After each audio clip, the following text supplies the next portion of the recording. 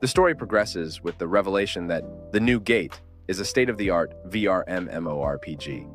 In this immersive virtual world, players can embark on endless adventures, selecting from 7 unique species to create their avatars. They can become blacksmiths, wealthy merchants, or warriors battling powerful monsters, exploration, and creativity. Real quick, before we get back to this recap, remember to like and subscribe to the video. One day, the game transforms into a death game, trapping players inside and preventing them from logging out. Our protagonist, Shin, fights relentlessly to clear the game and free everyone. He finally confronts the final boss, and his support characters urge him to be careful, hoping to see him again. Shin engages in a fierce battle with the final boss, managing to cut off its wing, but it regenerates. After a grueling fight, Shin depletes most of the boss's HP and defeats it with one of his skills. An announcement confirms the dungeon has been cleared and players can now log out. Relieved, Shin checks a scroll to ensure everyone is logging out and watches names disappear until he is the last one left. Attempting to log out, a gate appears behind him, which shouldn't be there according to the game's rules. Shin finds himself in a hyper-realistic grassland that feels too real to be part of the game. He checks the menu, sees improved stats, and realizes there is no option to log out. He discovers his scroll no longer connects to the network, raising doubts about whether this is reality. Determined to figure things out, Shin uses an item to locate his home base. On his way, he notices a giant walled city that wasn't there before. At his house, he encounters men dragging a girl, tiara lucent, out of the barrier surrounding it. A monster attacks, and while the men flee, Shin saves the girl. Inside the house, Tiara thanks Shin and asks if he knows her master, mentioning Schnee Razor, a name Shin recognizes as one of his support characters. Surprised that the Moon Sanctum still exists, Shin confirms they are talking about the same person. Tiara can't disclose her master's whereabouts, but offers to relay a message for 1,000 jewels. Shin shows her a jail coin, learning it's a rare and valuable item only kings and certain elders can use. Tiara explains the significance of gold jail coins, worth at least 10 billion Jews, and Shin mentions he is a high human. Tiara reveals that high humans went extinct long ago, during an event called the Dusk of Prosperity, 500 years ago. Shin realizes this world is centuries ahead of the game's timeline. Grateful for the information, Shin gives Tiara the jail coin, which she hesitates to accept, but finally does. She explains that black-haired elves are considered cursed, leading to frequent monster attacks and her being cast out of her village. Her master saved her and set up a barrier around the place. Shin suspects her curse and uses his analysis skill to discover it's a cursed gift, causing her hair to turn black and attract monsters. He removes the curse with his Purify skill, partially restoring her silver hair. Encouraged, Tiara exits the barrier with Shin, and for the first time in a century, she is not attacked by monsters. She marvels at the vast sky. Returning to the Moon Sanctum, Tiara thanks Shin and gives him a letter of introduction to help him enter the Barak Kingdom without inspection. She trusts him because he lifted her curse. Shin decides to explore the nearby town and seek information, hoping to find more of his support characters. In the Kingdom of Barak, Shin's letter of introduction earns him an escort into the kingdom. He heads to the Adventurers Guild to register and meets Celica, the receptionist, and her twin sister, Celica. After registering, he waits at a tavern and learns it takes a whole day to make a guild card. Celica approaches Shin, curious about his letter of introduction. She leads him to the guildmaster, Barlu Hein, who verifies the letter's authenticity. Barlu explains the powerful significance of letters of introduction, granting access and privileges across nations. He advises Shin to destroy it if he can't protect it, but Shin assures him of his capability. Barlu, recognizing Shin's potential, decides to test his skills. That night at an inn, Shin reflects on the day and plans to raise his rank the next day. He collects his guild card, noting the 9 adventurer ranks, with SS being the highest and G the lowest. Starting as a G-ranked adventurer, he takes a quest to harvest hilt grass. In the forest, despite searching for hours, Shin finds no hilt grass, but notices a high-level monster, a skull-faced jack, attacking a wagon. Realizing this must be the monster causing trouble, he engages it. Initially, his attacks are ineffective, But after turning off his limiters, he defeats it with a single powerful strike. The battle draws the attention of soldiers and Princess Ryan, who are intrigued by the mysterious great sword left behind by the monster. Shin is taken aback by the small size of the fox, as elementalis are typically enormous. Deciding to take the fox as his companion, Shin forms a partnership to hide its true nature, naming it Yue, which delights the fox. Meanwhile, Isne receives a magical letter from Tiara, leaving her curious about how Tiara obtained such an item. She opens the letter and is surprised by its contents. Returning to the guild, Shin plans to report the incident involving numerous skull faces, an unexpected occurrence. At the guild, twin sisters Celica and Celica argue over who should take Shin's report, with Celica eventually winning. After reporting, Shin checks the request board and notices a unique request from the church orphanage seeking a skill successor. Shin visits the church orphanage, impressed by its architecture. A nun named Tria greets him and takes him to see Millie, who warmly welcomes him. Tria, initially wary, realizes Shin is trustworthy. Shin confirms with Millie that Yua is the fox she wanted him to save. Millie thanks him, and he credits her information for the rescue. Tria explains her request. She needs someone with a purifying skill, a rare ability to teach it. Shin agrees to help if she provides information about Millie's powers and any significant events at the church. Tria reveals Millie has the Star Composer title, allowing her to foresee events accurately, which could be dangerous if known. Shin agrees to teach Lasha, a sister from the church, the purifying skill, and they prepare to battle high-level undead at the Ghost Plains. Avis, another adventurer, joins to ensure Lasha's safety. Despite his initial suspicion, Avis acknowledges Shin's good intentions due to Millie's trust. They set out the next day, and Shin handles the undead to allow Lasha to learn the purifying skill.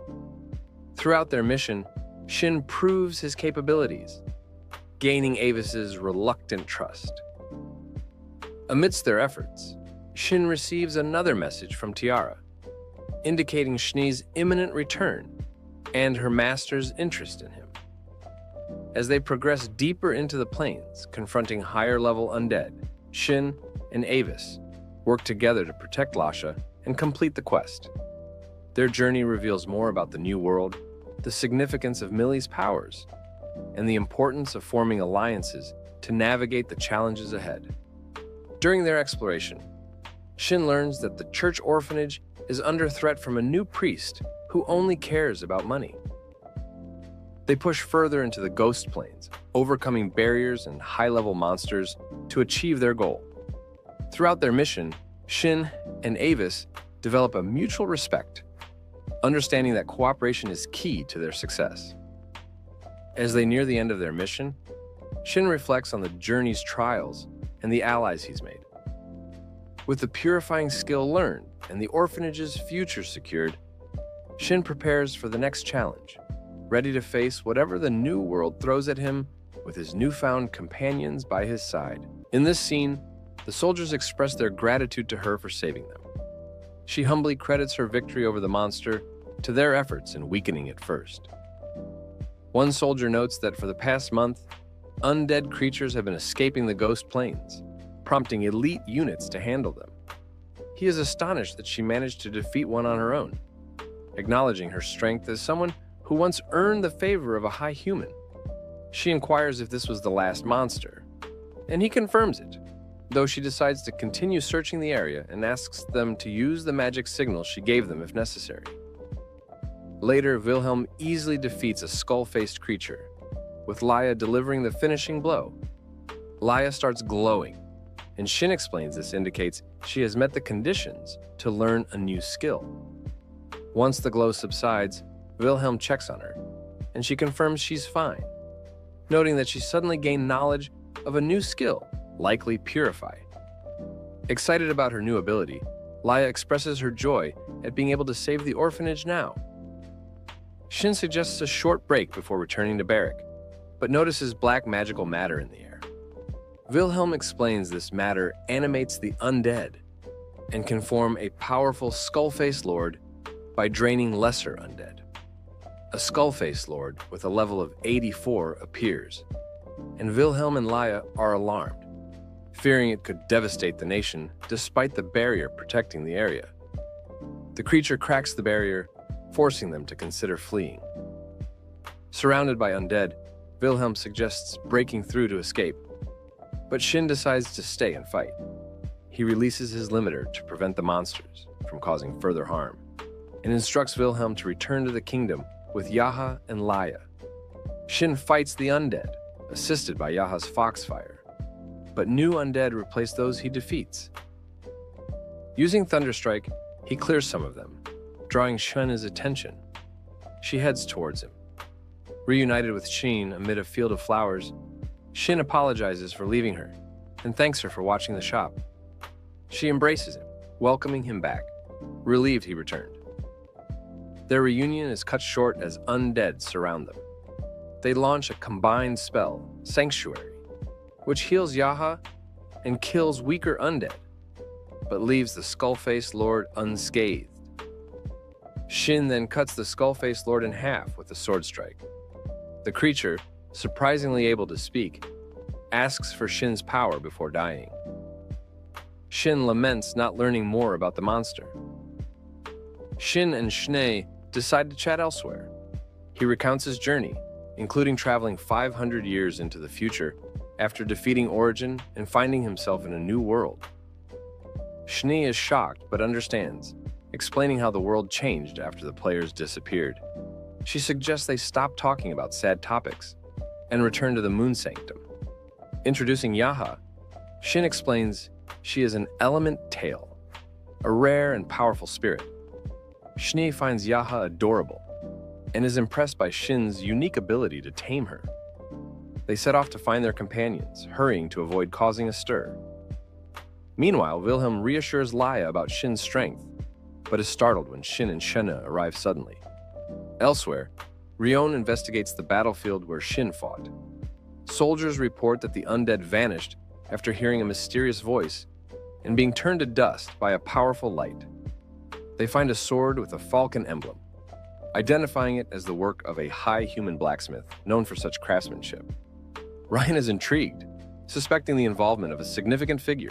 The soldier explains his inability to substantiate his theory, but notes the presence of an extraordinary individual capable of treating high-level weapons as expendable. Ryan then considers that the Eben blacksmith might own the Moon Sanctum and suggests inquiring further upon returning to the kingdom. The soldier questions Ryan's intentions if a high human has indeed reappeared, and Ryan expresses her desire to duel him, also joking about marriage. The scene shifts to Wilhelm confronting Shin, questioning his presence with Schnee Razor, who rarely shows deference. Wilhelm queries about Shin's involvement in defeating the Skullface Lord and points his spear at Shin, accusing him of using immense magic. Shin is surprised by Wilhelm's knowledge and evades his attacks. Wilhelm demands answers, and Shin reveals his identity as a high human and Schnee's master. Wilhelm acknowledges this, understanding Shin's immense power. Shin inquires about records of high humans, and Wilhelm mentions their legendary strength and unique skills. Shin worries about potential complications if his identity is exposed and offers to reforge Wilhelm's spear, which Wilhelm declines. Leia wakes up, relieved to see Shin safe, and Schnee introduces herself. The group resumes their journey back to the kingdom. Shin tells Wilhelm they will part ways at the kingdom's gate. Wilhelm accepts this, as his task was solely to gain a needed skill, disassociating from further church matters. Upon arrival at the gates, Shin gives Wilhelm a message card for emergencies, but Wilhelm refuses, preferring not to involve outsiders. Shin insists, unwilling to abandon his first friend and the kids he protects, persuading Wilhelm to accept the card. At the Moon Sanctum, Shin, hungry, is invited to dinner by Schnee, and Tiara eagerly joins them. Tiara is surprised at Shin's presence, and Schnee reveals that Shin owns the Moon Sanctum, making him the legendary High Human. Tiara is taken aback, having thought Shin was joking, and apologizes for her familiarity. Shin reassures her and discusses Yuzuha, an elemental being, with Tiara. They enjoy a meal prepared from rare and powerful ingredients, which exudes a visible aura, surprising Tiara. Shin explains the magical properties of these high-end ingredients. Shin learns the support characters have gone their own ways and agrees this is for the best. Tiara, slightly drunk, advises Shin to relax, and Schnee puts her to bed. Later, Shin wakes up to find Schnee crying in her sleep beside him.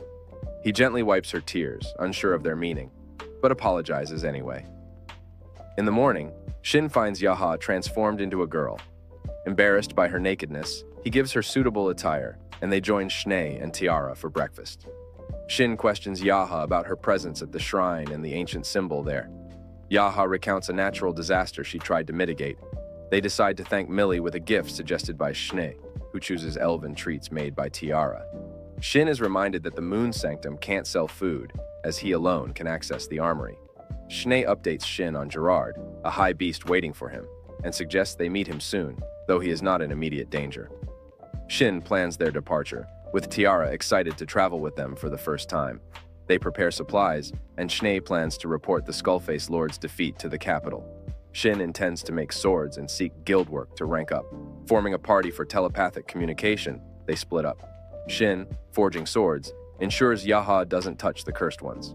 His first sword is too powerful, so he adjusts his efforts for the kingdom's market. In the next part of the story, Tiara and Shin are in a busy town. Tiara is amazed by how many people are there. She says she has only heard stories about crowded places like this. Shin thinks Tiara is like a kid going to a fun park for the first time. He tells her not to get too excited or she might get lost. Then, he says they need to go to the guild first. At the guild, a lady named Celica talks to Shin. She says that Shin has moved up to rank E. Shin is surprised because he hasn't done any quests yet. Celica explains that he has done many great things, like stopping bad monsters and giving good reports. She says he deserves a reward. Shin thanks her, but thinks other adventurers might get upset if he moves up too fast. Celica then asks about Tiara. She wonders why Tiara and Shin were holding hands earlier. Shin says they are traveling together. He wants to sign Tiara up as an adventurer too. Tiara is happy but doesn't know where the guild is, so Shin helps her. After this, Shin asks Celica for information about a place called the Holy Land. Celica says only high-ranked people can know about it. Shin says he will ask her when he ranks up. They leave the guild and decide to walk around the town. Tiara has a lot of fun seeing all the new things. Then, they visit a church. Outside, they meet Leia. Tiara introduces herself and says she helps at the Moon Sanctum. Leia is excited and asks Tiara many questions. Inside, they meet Millie, who is happy because Shin saved the orphanage.